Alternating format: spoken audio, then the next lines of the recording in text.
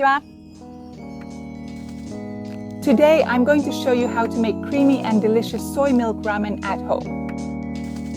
This ramen uses only dried shiitake mushrooms, and the soup is made with ingredients like soy sauce, miso, Japanese vinegar, sesame paste, and tubanjiang, so even vegans can enjoy it. There are many ramen shops in Japan, and since I'm not vegan myself, I often go out to eat ramen, but the ramen I made today is honestly just as incredibly delicious as those. I'll also post the recipe on my blog, and for seasonings and other ingredients that I was able to find on overseas Amazon sites, I'll include links, so please be sure to check them out and try making it at home.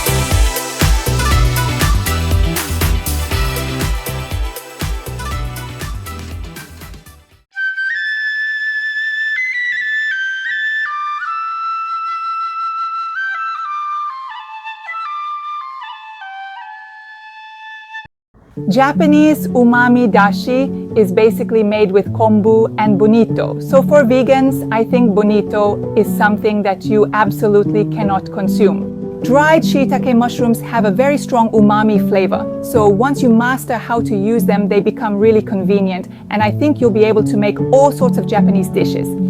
There's a good chance you'll find them at Asian grocery stores, so please try looking for them at a supermarket near you. Today, as I was making ramen, there was one thing that caught my attention. That is, I myself used Japanese sesame paste. However, it seems that sesame paste from overseas tastes a little different from the Japanese kind. Japanese sesame paste is made by roasting the sesame seeds before turning them into a paste. That's why it has a very strong aroma. In the case of overseas products, it seems that they make the paste from raw sesame seeds, so I'm a little worried that the taste might be different because of that. If anyone has tried making it at home, I would be really happy if you could share your thoughts in the comments section. If you enjoyed this video, please hit the like button and don't forget to subscribe to the channel.